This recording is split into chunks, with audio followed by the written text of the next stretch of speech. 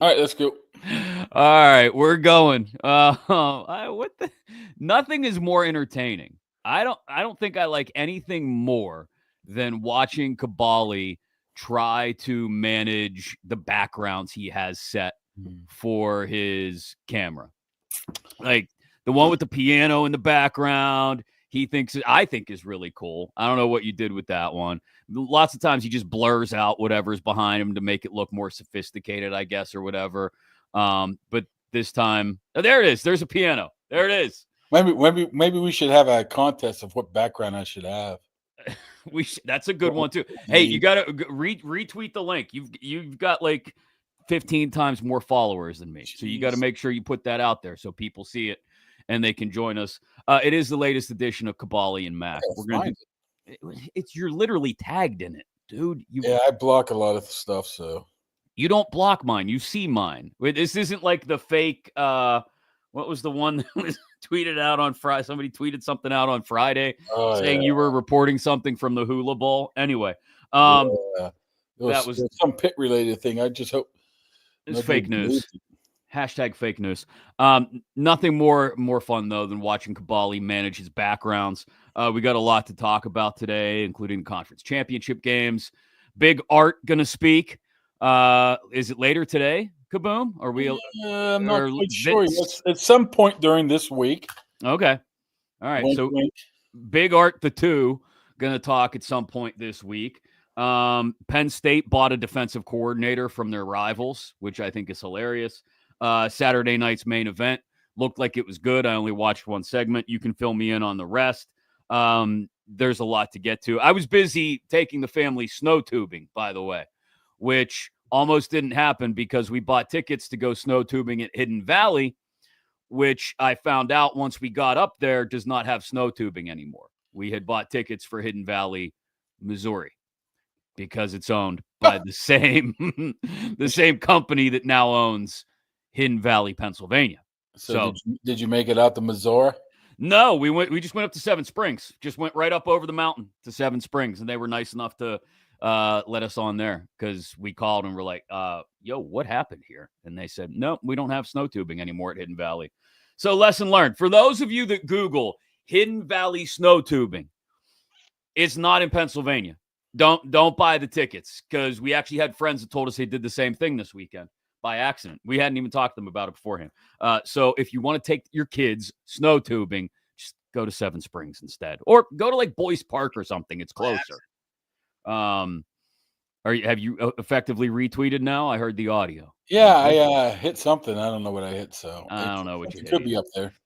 All right, so this is Kaboly and Mack. We want to thank those folks who have, because we've talked to a couple people that are interested in sponsoring things. You'll start to notice a couple differences with those people being mentioned next week, which will also be Super Bowl week. Hopefully, we'll have some fun guests. I know later this week, Mark, we're supposed to have Justin LeBar from Busted Open Radio to preview the Royal Rumble. You did watch Saturday night's main event. We'll get to all the football in a second. You watched the entire thing. I only saw, like I said, the Cody Rhodes, Kevin Owens, Shawn Michaels segment. Other than that, which was awesome because we got some sweet chin music. Other than that, what else did I miss? I was going to wear my shirt today that says Chris Mack sucks eggs. It didn't come. I ordered off of Temu. Or is it Temu or is it Tamu? How are you supposed to say? We say Temu in our house. Temu? I don't know. Wasn't it on the Super Bowl commercial last year?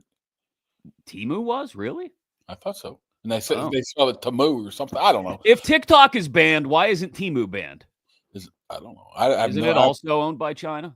I just started using like Amazon, so you think I'm going to the? No, Tamu? you're way behind the curve. You're or way behind the curve. Graininger or whatever that. There's a step beyond Temu. Also, it's called I can't remember the name now. A MacBid. No, not MacBid. I have a neighbor that's like addicted to MacBid. It's weird. But no, there's another one. I forget what it's called. It's another like Chinese bootleg website where you can get stuff cheap. So yeah. Thanks for the comments. We already got a few in there on X. Greg wants to know if you're going to Indy anytime soon. He wants to buy you a sub and a beer. You may be out there for the combine next month. Yeah, right? I actually just got some credential information, so I'll be out there a couple days. I think that's at the end of the month. maybe I don't even know what the end of the month is. Monday, Tuesday, Wednesday. That may be the 28th, the 1st, or so. I don't know. Way to be on top of it. It starts Thursday, February 27th, runs through Sunday, Well, March 2nd. well, that's when they get on the field. We're usually out of there by then. I think Omar Khan, the GM, will talk that Tuesday to local media and to the masses. Then, well, Tomlin doesn't talk during that portion. Then they'll have some interviews the next couple of days before they get on the field. And if I want to watch something on the field, I'll just go watch it on the TV. Yeah, I guess there's really not much point to being there in the stands to watch all the testing and dudes working out in shorts, right? Like you're just going there to get information from the personnel people, Pretty like much, Omar. yeah, pretty much GMs. Okay. Some other GMs say, I don't know. At that point, where we're looking at late February, there's still not free agency at that point. I don't know. You might work on something like, say, I'll give you an example. You want to do a Cam Hayward story. Yeah. So you go around to different head coaches and you say, hey, man, what do you think of Cam Hayward? Then you could be able to compile some different viewpoints on the guy, stuff like that. I like this look behind the journalistic curtain. This Oh, is you should teach a class. You should start teaching journalism class. come And on, like Vince. I will turn it on. Remember the Titans? Isn't that what Starkey did? I heard Starkey taught at Point Park, and all he did was like watch old NBA highlights. that wouldn't surprise me at all. Colony taught for a while. The great Jim Colony. I'm sure he. Could really you imagine learning from Colony at the knee of genius like that? He would be all over the place. I don't think he could keep a straight thought for more than 15 seconds. You got to ride the wave, man. You got to be light on your feet, as Mike Tomlin would say. So yeah, I appreciate the look behind the journalistic curtain though, and I'll have to dial you up a couple times while you're out in Indy and talk to you while you're getting a sub and a beer with Greg, who said hello on X. The inimitable Sloss Boss, who I believe I had muted at one point on X, wants to know if the Steelers really aren't making any changes. We'll get to what we think Art Rooney may or may not say in a couple minutes. So hang out, Sloss Boss. We'll answer that question for you. I want to talk about the conference championship games first. In the first game, felt like it was going to be a game, like all the way up through just about halftime. And Washington decided to turn the ball over 15 times. And Saquon Barkley is just a god at this point. Like, we both tweeted different versions of John Mara with his head in his hands at one point from Hard Knocks. That is the single worst decision. The Giants have made a lot of bad decisions. That is the single worst decision in Giants franchise history, is letting Saquon walk. I'll tell you one thing. That's the poster child of not doing Hard Knocks right there, because not only is Mara there looking like a weak owner saying, please sign Saquon. You're the owner. Go sign him. But what about Joe Shane, Sean, whatever his name is, the GM's kid saying, yeah, go trade up and get Jaden Daniels. You only got this job once. And I think the best part of the Joe Shane clip with Mara in his office is Shane's laughing at him. Yeah. Like, they cut over to him, and Shane's like, oh, you're going to have a hard time sleeping if Saquon goes to Philly. Yeah, dumbass. The owner's telling you sign Saquon, and you're laughing at him. How that dude still has a job today, I don't know. But seriously, I don't think this is the best season we've seen from a running back in, outside of a Derrick Henry year a few years ago. This is like the best year by a running back in at least a decade. Like, Saquon is single-handedly breathing new life into the running back position and what should be a pretty interesting running back market this offseason. The only problem with the market is it's pretty light. You got Aaron Jones, you got Najee Harris, you got maybe Javonte Williams. Those guys aren't going to break the bank, so it might be all for naught. No, but they all need to send cards and flowers to Saquon after they sign whatever deal they sign, because they're all going to get a little bit more because of what Saquon has done this year. I wonder if wherever those guys are going to go in the offseason, if they get the Eagles' offensive line, if they get Devonta Smith, A.J. Brown. That helps, yeah. Jalen Hurts. But, yeah, the difference between Saquon and every other running back, I do believe in this league, is if you make one tiny mistake, it's not a 15-yard gain and let's go huddle up. It's house time, baby. And that's just game-changing play after play that you have to be on your spot. You have to be in your gaps. You have to be in your fits, or he's taking it to the house. If they even play a fraction as well as they did offensively against the Chiefs as they did against the Commanders, they will whip the Chiefs. Whip them. Whip them. If they run the ball like they did over these past couple of games, yeah. That defense is just it's so fun to watch. Like they always look like they're about to force a turnover. They never look like they're doing too much though. Does that make sense? Like the Eagles defense never looks like they're bringing 6 guys from one side and nobody from the other and they're trying to confuse you, or they're doing some elaborate coverage. No, they're just lining up and playing defense. And it's a bunch of, other than Jalen Carter in the middle, right? It's not a Slay is older now. I know they got the young guys in the secondary who they drafted this year, but like there's no huge, massive names on that defense that you go, other than Carter. It's just everybody getting shit done, for lack of a better way to put it. Like they just get their jobs done. Yeah, Brandon Graham might be coming back here for the Super Bowl that they're saying now. So even if he can play 10 to 15 snaps, he's huge. But man, I don't know even who you credit this for, this defense. I mean, is it luck or is it talent that you're able to go get a guy named Zach Bond from New Orleans and he turns into a defensive player of the year candidate? Is that luck or is that just skill? I mean, it has to be a little bit of both there, man. But they've drafted well. I mean, Cooper DeJean, he was up there, but nobody thought he'd be this good this early. It's just a well-run organization right now, this loops back, honestly, Mark, on something we talked about for the last couple of weeks. You need to get quality assistance sometimes, and you need to go out and maybe pay a little bit extra for it. They went out and got Fangio when he became available. That's a huge difference for them. Bang, right away in 1 year. I get they added pieces as well. You mentioned Bond. I mentioned DeJean and the other guy in the secondary, the guy they drafted, Mitchell. But I thought you were talking about the white boys or whatever they call them. What do they call themselves now? Who? Oh, the Eagles. They have like 3 white dudes or something. They call themselves the White Boys or something like that. They have their own nickname. I didn't know that. I didn't know. Cooper DeJean is probably a part of that. I didn't know they had a nickname for him. My bad. I'm not paying that close attention. I don't have it. They gave themselves Eagles nicknames. But my point is, like we talked a couple weeks ago, the Steelers, if they're not going to make any changes, right? If they're not going to fire anybody, right? And we know Tomlin's definitely out of the question. Mike Tomlin will be the coach as long as Mike Tomlin wants to be the head coach. And we know it doesn't look like Terrell Austin's going anywhere now, because they would have done it at this point if they were going to do it. You go out and you add an experienced assistant like they did with Flores a couple years ago. We talked about Robert Saleh. That's not going to happen now. You got the D coordinator job in San Francisco. But, that's what the Eagles did.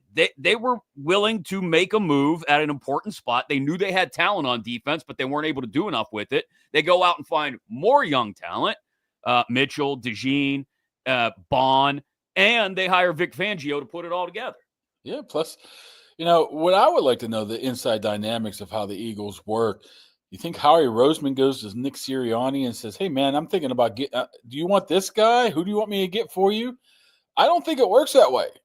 I think Howie says, hey, man, we're going to get this guy here. You can have him.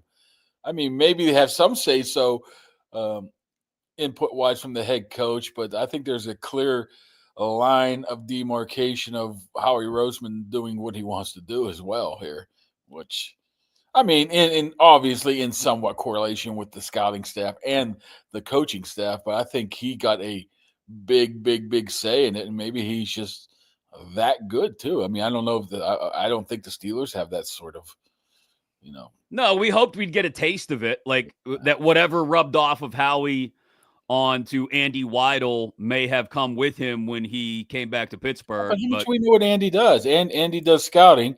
And if Andy says, I like this guy, we don't know if they say, okay, great. We're taking this guy instead. We don't know. Dennis on X reminded us Cooper DeJean and Reed Blankenship are calling themselves the Exciting Whites. There you go. The Exciting Whites. By the way, this coaching staff of the Steelers, the only thing I could think of right now is they don't fire people right. They let contract expires. Typically, contracts expire monthly. So maybe we'll hear something on Thursday. Okay. That's the only thing I can think of, right? I'm not counting on it. I think for the most part, Tomlin's 18 years now. I think at least one coach has been turned over every single year. If not, it's 16 of the 17. It'll be. I don't think it'll be Austin though. It'll be some sort of, I don't know, down the line assistant something coach. Like it's not going to be anything major, I don't think.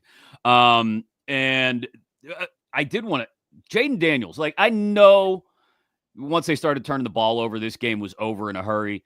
Jaden Daniels is going to be a whole lot of trouble for a long time for a lot of teams. Like he had the best rookie year of a quarterback. I mean, can we remember a more impactful rookie year from a quarterback in the last 5 years? Maybe Andrew. 5 years. Thinking back towards the Andrew Luck days, maybe. Yeah. I mean, we're talking over a decade then. Probably not the last 5 years at all. But middle of the season, he hit that rough patch. It's not like it's been all smooth sailing for him. No, and the Steelers did a pretty good job of limiting him too, I thought. Like they did a nice job of not giving him time to break the pocket. They did that was the one thing. I didn't understand how throughout the whole back half of the season, after seeing the way the Steelers defense handled Daniels, other teams had so many problems with it, but I think that's just him adjusting as well. Yeah, another thing is they're very similar to the Steelers in the fact that they don't have a ton of weapons around him. Okay, Terry McLaurin's top-level, top-notch wide receiver, but we got Eckler and Robinson and who knows who their other guys, Zacchaeus, yeah. Zacchaeus actually had a couple huge monster games down the stretch, Olamide Zacchaeus. So it's not like they're over the top loaded in offensive talent. I mean, I guess you can compare, in theory, Pickens to McLaurin and everybody else not on the same. I mean, what's the big difference again, Mark? What's the big difference again? Who's the coordinator? And the quarterback. Yeah, well, the quarterback is a massive difference, obviously. But who's an experienced coordinator who knows what the hell he's doing? Cliff knows what he's doing. He may not be a great head coach, but you give him a talented quarterback and he'll dial up some points for you. Yep. So the late game, the Bills got screwed. I know there were moments where, chasing points early in the game or dumb penalties in a couple different spots or not picking up the blitz on the final play on offense, or, just Dalton Kincaid catching the ball. All of these things all happened. And I'm not going to say they didn't happen or they didn't have something to do with the outcome of the game, Mark, but come on. If they convert that fourth down on the Allen sneak, it's completely different. Chiefs get the ball there, take it down the field. Mahomes runs in for his second touchdown of the game.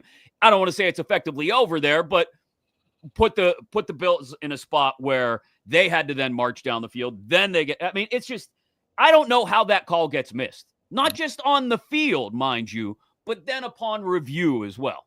Yeah, those are things that are easily avoidable, easily correctable.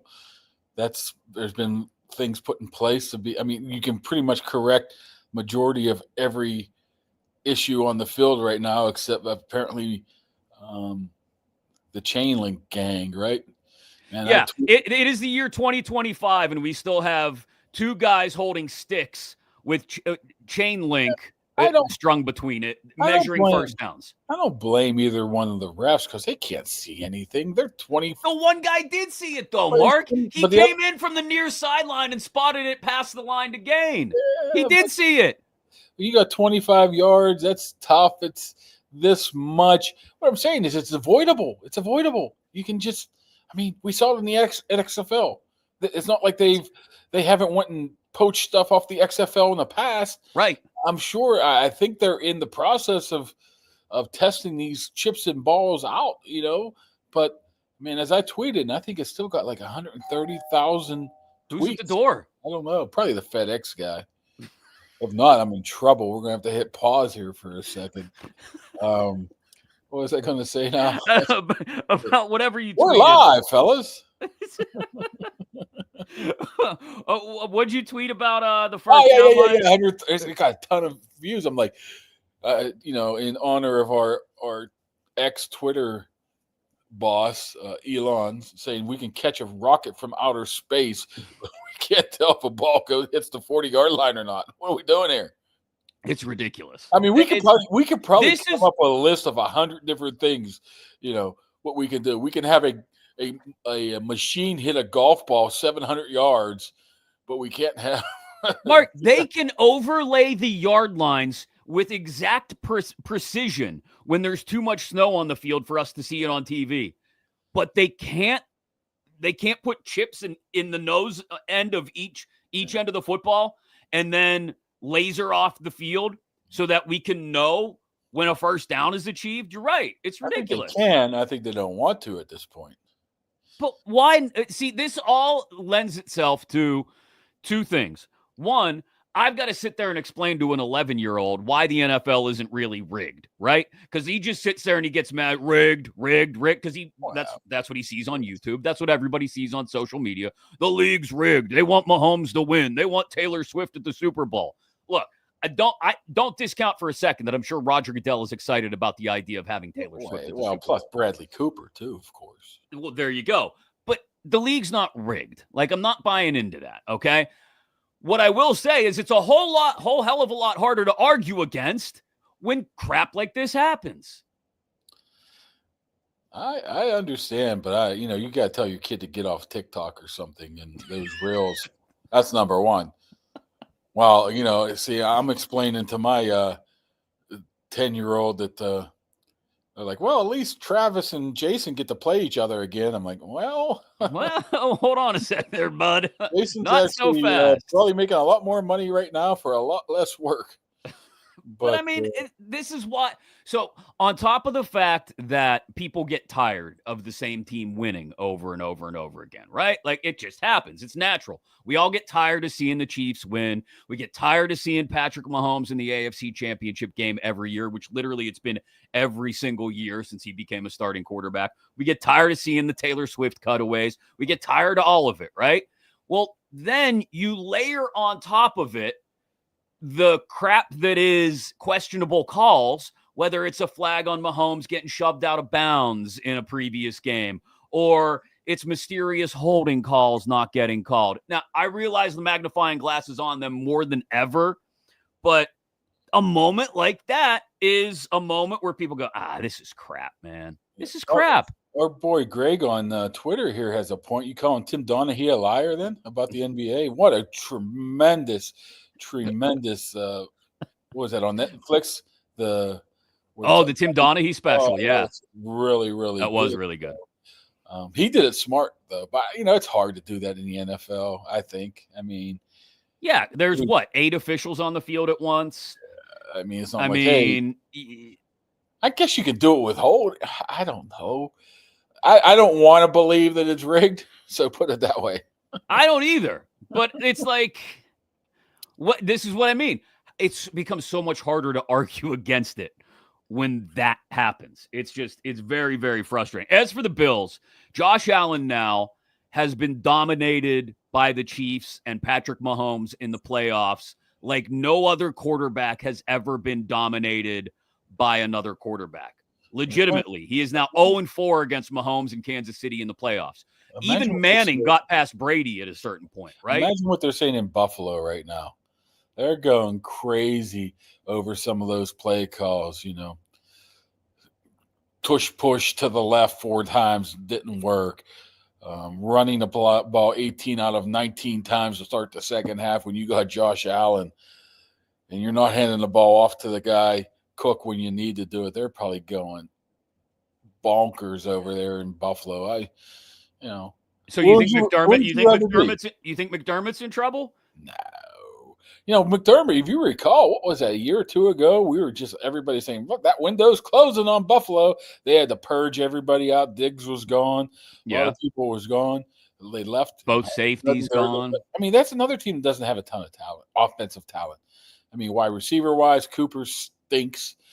Mac Hollins, I mean, you probably didn't hear about him since, if he didn't wear his. Oh, he doesn't wear shoes. I've heard that, yeah. It's like, who are we talking about here? Dalton Kincaid had an average second year, not a great year. You remember a couple years ago, James, they refused to run the ball. Right. And in the AFC Championship, they almost refused to pass the ball. So tie it all together then. What's holding them back? If Allen is the best quarterback in the league, and he may be right now. Defense. Their defense stinks. I don't think their defense stinks. It doesn't out and out stink. I think the problem once again comes back to coaching. I hate being that guy, by the way, because I am being that guy though. Like, because so many people just want to blame it on coaches all the time, and they don't look at the players. But like, the Buffalo defense isn't that much worse than it was a year ago or the year previous to that. Not as good. Definitely, I get it. Like, you talk about losing Poyer and Hyde on the back end, and now Hamlin's a starter, and all. Yeah, definitely, changes have been made. Von Miller's a year older and always beat up. Like, I get it, but if the coach can't get them over the hump at some point when they've got the best quarterback in the game, I don't know. Who else do we blame? Mike Tomlin. Okay, that's fair. Almost dropped my computer. I'm so excited. I've made a joke. I almost dropped my computer. Oh, you're so funny. Okay, so Art's going to talk later in the week, and people do want to hear or what we think he may or may not say. Somebody says the Steelers are too content with just being a participant. That's waste management consultant, by the way. Yeah, he's got a very important job. He might be driving through my neighborhood today. It's garbage day here. Speaking of that, there's sponsorships now available. There you go, Waste Management. If you're interested, by all means, reach out. But as mentioned, the Sloss Boss, who at one point, and look at that avatar on his X account, Mike Tomlin in a clown outfit. Sloss Boss, who I once had muted on Twitter. I forget why, but I unmuted him after a while. He says they're really not making any changes, huh? And we're going to get one of the most boring, nothing said for about 25,000 words worth of speaking press conferences or meetings with the media that Art Rooney II has with you guys later this week. What is he going to say then? I think he's going to come out guns a-blazing, man.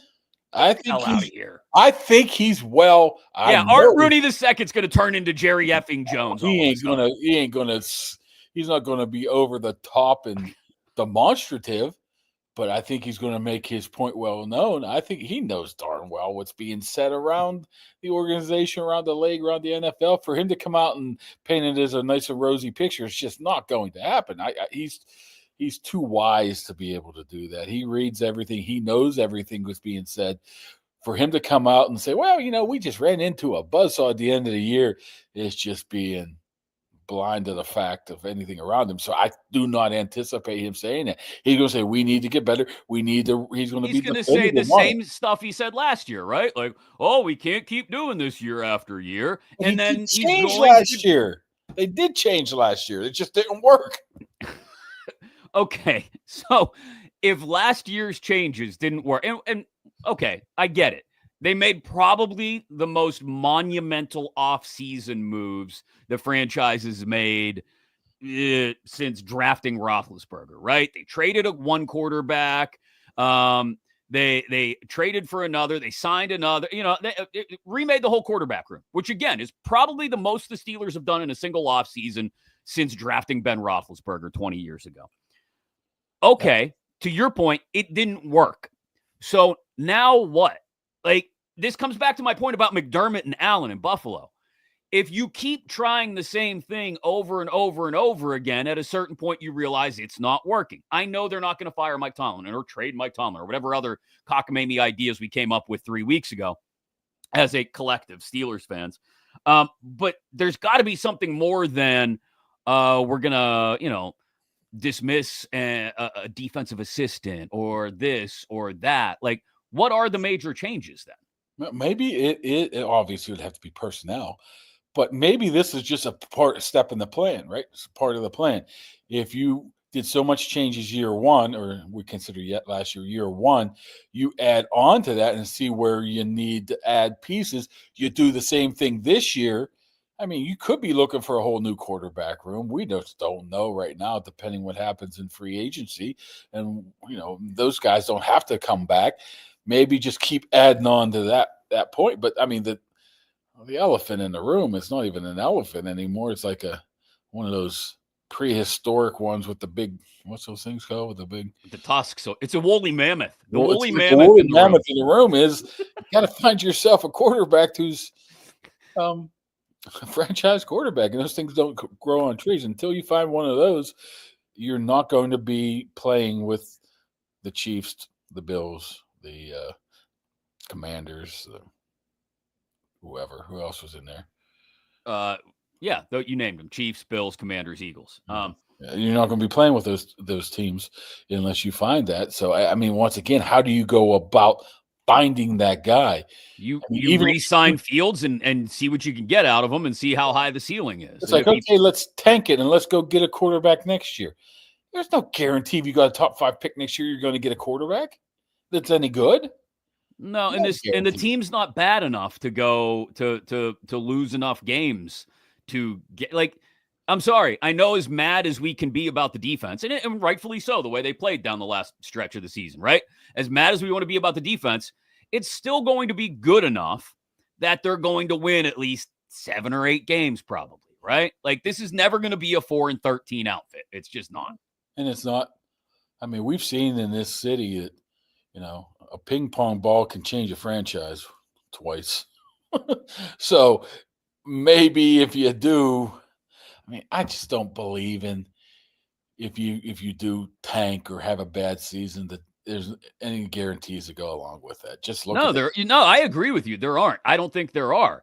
It's why I don't agree with the line of thinking of tanking and hoping, that you end up with a pick that lands you Arch Manning next year or whoever the hell it may be, or some sort of franchise quarterback. I agree. I do think you work with what you've already got a base of knowledge about, a guy who started the season 4-2. Yeah, I mean, that's best case scenario right now, but if there's one other team out there has a better offer, and don't even mean money. I'm talking about, hey, you're our guy for the next 3 years. So you've mentioned this a couple times. Do you really think they would offer Fields a contract and not at least behind closed doors tell him, hey, you're QB1, you're going to have to fall on your face and completely piss down your leg to lose the job? Oh, they said that it was, 1A and 1B last year with Russell and him, and it wasn't.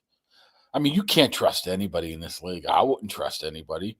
So if you were Fields and you got, let's say you had the exact same deal on the table from 2 different teams, the Steelers and I don't know, let's say the Vikings, just for giggles, right? I don't know. I'm just picking a team out of thin air who might need a quarterback because they're wide receivers. Give me somebody else who might need a quarterback. Saints. Okay, you got 2 similar deals on the table, Justin Fields, from New Orleans and Pittsburgh. They both tell you, 2 years. I don't know what's the number. 25, 30 million. 25. 2 years, 25. Okay. 12 and a half each year. And the same amount guaranteed and all that. Where would you go? Would you come back to a place that where you probably like the coach, right? Because everybody loves Mike Tomlin. Where you started 4-2 last year. You got some rapport with the OC who might like you a little bit because you're not the other guy. Or do you go to New Orleans and start fresh again all over with what? Chris Olave and aging Alvin Kamara. And no idea who the head coach is going to be, too. Yeah. I mean, how about if you do get a good head coach, a good coordinator? I mean, maybe Justin sore of how things went down last year. He didn't seem like it, but that doesn't really say anything. I mean, what I'm saying is it's just no guarantee right now. If you offer him a fair contract that he's going to say, okay, sure, let's go knock him dead again. I mean, if you're staying here and your strong point is running the ball and you see this offense just wants to run the ball with their running backs and not put you in position to succeed, why wouldn't you go somewhere that would put you in a better situation to succeed. I get it. Again, we're only using New Orleans as an example here. I don't know if a place like New Orleans, for example, would necessarily be the Jets, better. The Saints, the Steelers. Who else are we looking at here? There's a lot of places. There. Yeah. But I don't know. I see what you're saying, but I think it's all the more reason why they should consider getting Fields done now and then why would he do it now? Why would he do it now? Go see free agency. They're going to screw themselves out of the quarterback position, Mark, is what's going to happen. You can offer him all you want. I mean, he's earned free agency, so go look. Okay. They're going to end up waking up. When does free agency open? March 12th, I think it is. Something like that, yes. They're going to wake up on March 13th, and Fields is going to have signed somewhere else. Yeah, he's going to have that meme of, what's his name? John Travolta looking around. Yeah. Like, where's my fiction? Yeah. And all of a sudden, they're going to be stuck with another year of Russ. That's what's going to happen. No, Russ is going to Vegas, right? Or worse yet, yeah. Russ leaves, goes to Vegas with Pete, right? Grampy Pete. And now they have then what at quarterback? Exactly. Tannehill. I don't know. Kyle Allen. I would sign Kyle Allen as your number 3, but that's not going to be enough to get it done. That's not going to be enough to get it done. So what you're saying is, if we get anything from Art, I mean, it's just going to be to a lot of people. I know what you're saying. He may say what is in his mind is a harsh reality, but to the rest of us, it's going to sound like the same kind of platitudes that he laid out last year. And then, like, people want blood, is what I'm saying, Mark, and they're not going to get any this week when Art talks. No. Plus, he's not going to tell you, well, we're going to go look for a quarterback in free agency. He can't tip your hand at anything like that. He can't be saying, boy, we really want to trade up in the draft to find somebody. He's not going to tip his hand to that. So he has to be bland in that regard. Fair. So Waste Management Consultant, whose extensive tweet here is now covering up half of my face, says he's from the UK. Oh, how about that? Is that the University of Kentucky? Yeah, most likely. Or the United Kingdom, a.k.a. Great Britain, a.k.a. England. He does make a good point. The sports media over there are brutal. They'd put unrivaled pressure on a coach who was doing poorly. Why don't the Pittsburgh media say it how it is, Mark? Why don't you go in there and yell at Art Rooney later this week? I might give him sweet chin music. Yes. That's what we're all here for. A Kaboly super kick to Art Rooney this second. Honestly, I don't know how to respond to that, because there's only so many times you can ask a guy a question and him not answer it. Yeah. I mean, Tomlin's end of the year press conference, you ask him why they suck 12 different ways and he wasn't going to answer it. I mean, what do you want me to do? Drop the leg? And how do you plan on asking? If nobody else asks it, right? Let's say we get an opening statement from Art and a couple questions get lobbed in to sort of loosen him up. You know, his golfing buddy Jerry asks him a nice little, gives him the old soft toss, and he, drives a line drive to the gap just to feel good.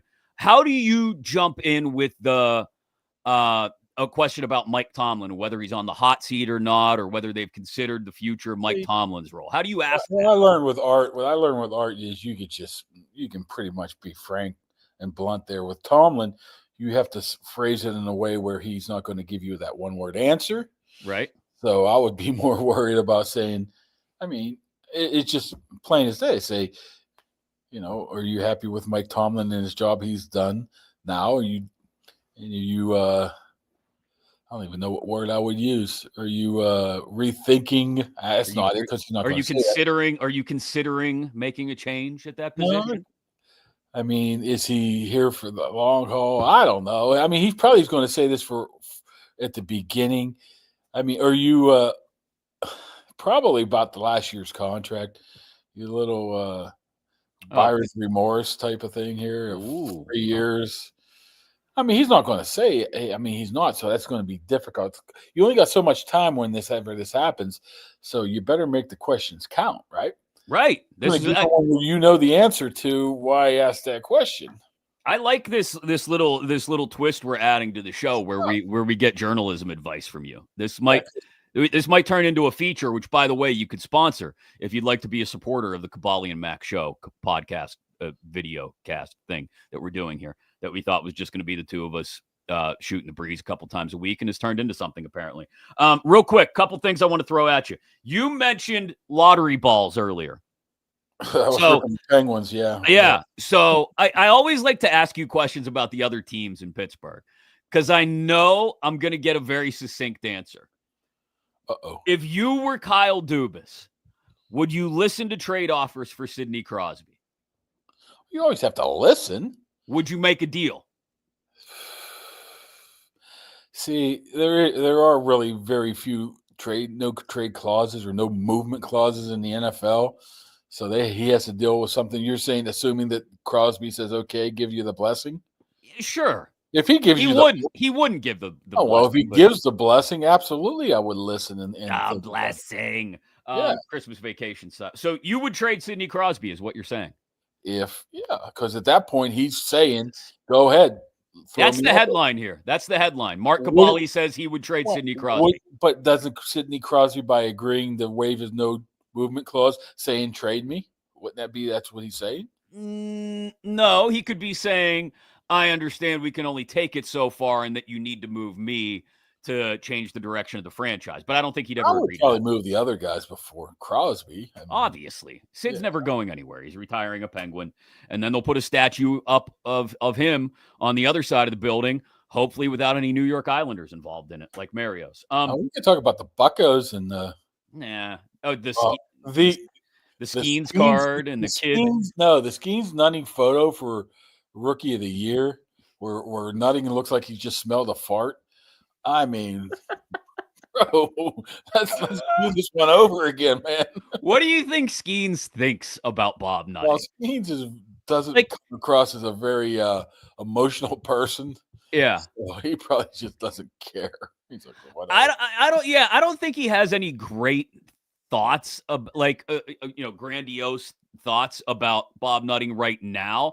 But I wonder in like 2 or 3 years, once he hits arbitration and they're giving him like the $15 an hour raise that they'll probably try to give him in arbitration, like what he'll start to think about it then. Because right now you can tell he's not jaded yet, but it'll happen. Yeah, he's in a good spot, man. He knows darn well in 3 years he's getting paid buku money by somebody. They'll trade him and they'll sign a huge deal, and what's he care? I swear to God. I can't even right now. I can't even allow myself to think about that, about a Pirates future without Skeens, even though it's because it's like, we just started with him. I can't let myself think about what's going to happen in a few years. Otherwise, it ruins the now. So you got what, 25, 26, and 27 with him. Then that's about it, right? That's what they did with you got to pay him. You got to try and pay him for a couple of years, right? Once again, why would he want that? I don't know. When he can go get paid $400 million on the market by the Dodgers come 2028. Well, he's going to have a couple years of arbitration, though, like I said. So they can buy out those years, give him a decent contract, and maybe also get the first year or two of free agency out of the deal. Maybe. I don't see Boris letting that happen. Yeah, if you're Skeens, I'm looking for the mega millions. I'm not looking for the old dollar scratch off free ticket. You were a big fan of scratch offs when we were talking about that. When you be the free ticket. Yeah. Speaking of buying people, Penn State went out and bought a defensive coordinator before we wrap things up here. I'm very excited about this. Jim Knowles, who was the defensive coordinator for Ohio State this year, it has just been that James Franklin just went out and bought him. I love it. And they've kept Aller, Singleton, and Allen on offense. They've kept Denai Dennis Sutton, Zakee Wheatley, Zane Durant, A.J. Harris, Tony Rojas, all coming back on defense. This is the year where James Franklin goes to a national championship game, at least goes to a national championship game. I don't want to say or else, but like everything that's been laid out for them. I mean, they've got to go get a couple of wide receivers as well. But everything, they're clearly all in on this coming season, Mark. Well, when you go and poach the guy who maybe will stand in for the team that stands in the way of you making that national championship game, that's says something. You know how much you get paid, or they even release that? That is a public university, so it's good, right? Yeah, hold on. I got to look up the number because I saw it this morning. I want to say it was $3 million. I got to find the official number. Yeah. I thought it'd be more than that. I mean, for a college coordinator, he was making more than $2 million a year at Ohio State. This is according to our friend Audrey Snyder. Odge. And he's got a buyout of like $1.3 million, which I imagine Penn State will probably take care of for him as well. And let's see. Man, yeah, I want to say it was $3 million. I saw reported somewhere. This college football's turned into some dirty pool, man. Yeah, here we go. It's actually up farther in Audrey's story. 3-year deal with an average of $3.1 million per year. So that's like Mac salary, right? Yeah, right in the neighborhood, definitely. Still, maybe he's looking at it a different way too. Who is Jim Knowles? Yeah. How's he looking at it? He's looking at it and say, hey, man, I'm a bad season away from being the head coach of Penn State. Man, that's a hell of a way to think about it. You think that's Ryan Day's not going anywhere?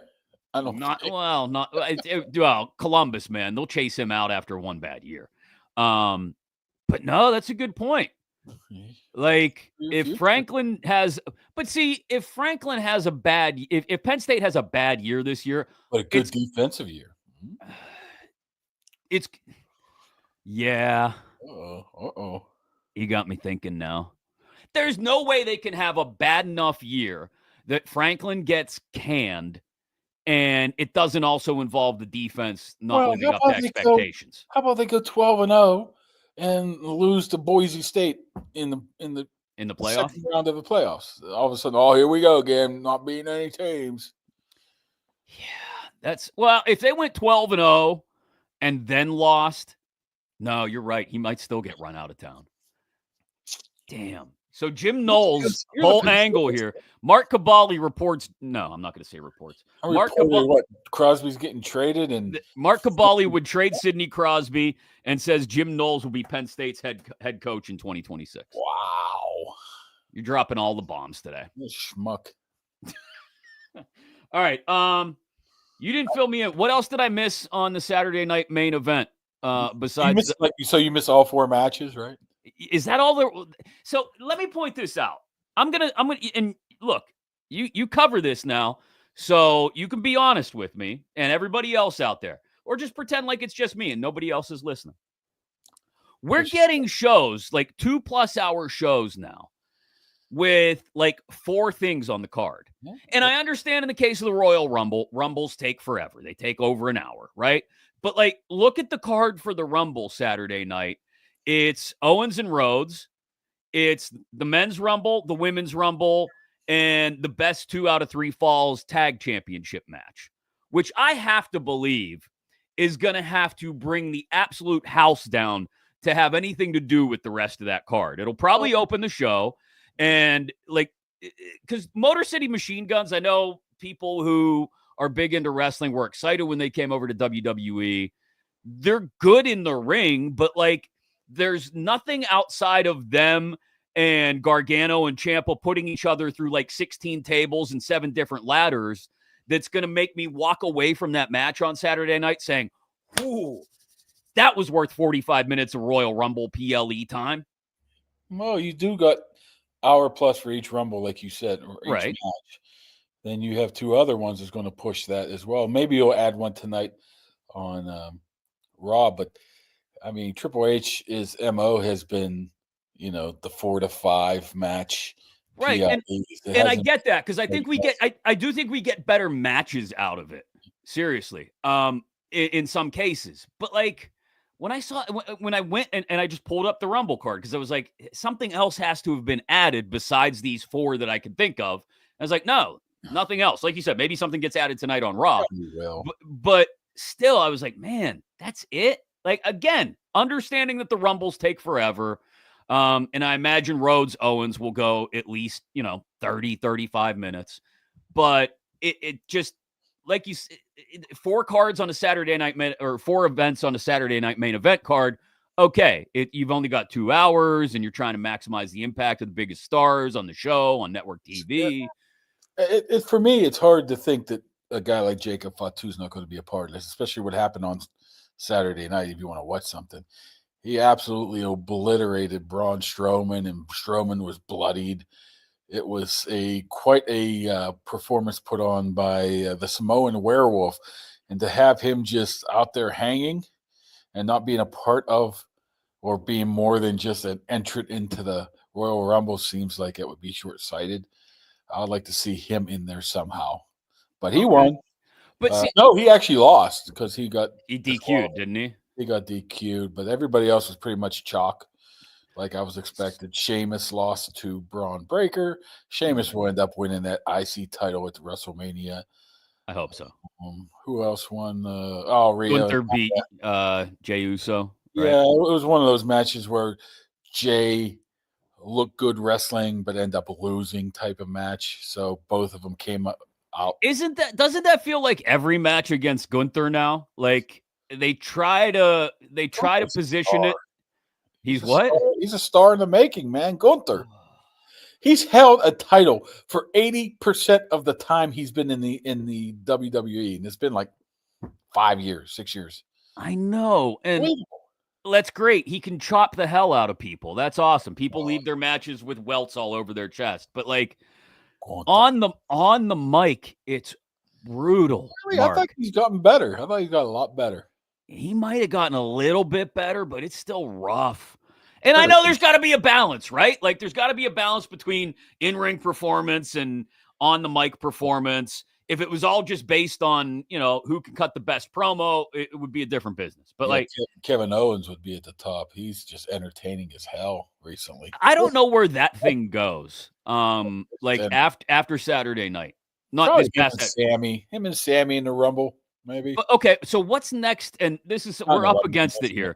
We could talk about this with LeBar more later in the week. Yeah, he's because that's going to be, I feel like, a heavy WWE episode.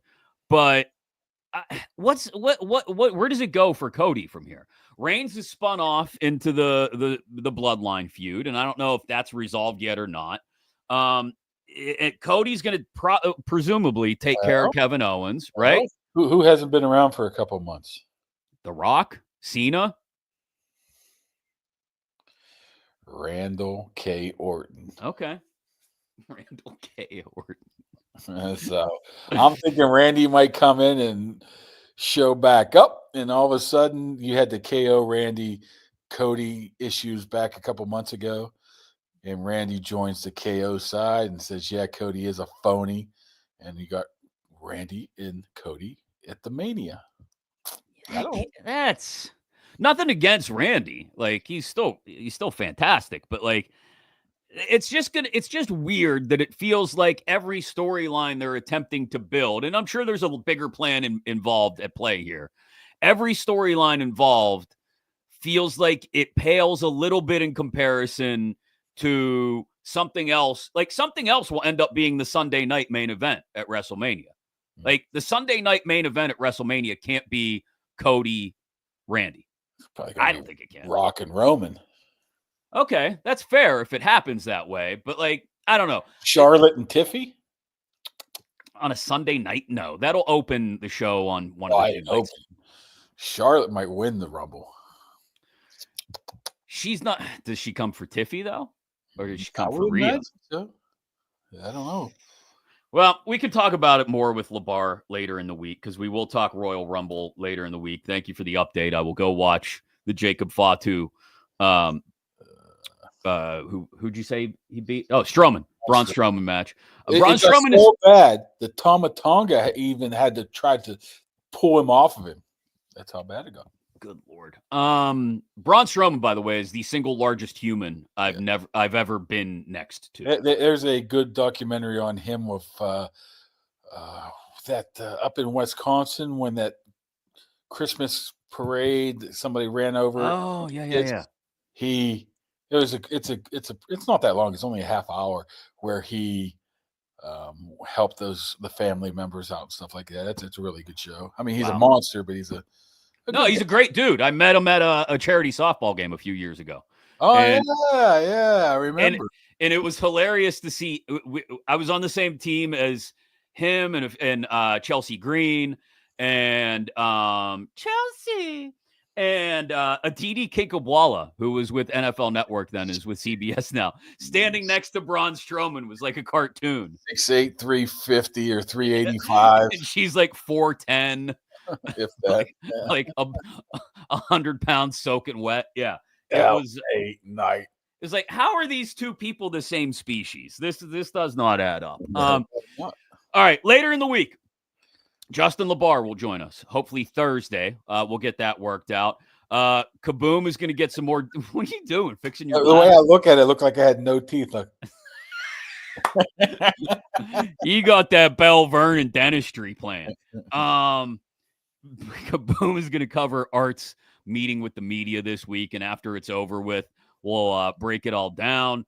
And then it's Super Bowl week. So again, we appreciate all you hanging out with us. We'll do it again soon. Yep. For Mark Kaboly, I'm Chris Mack. This has been, that's where we got the name of it, Kaboly and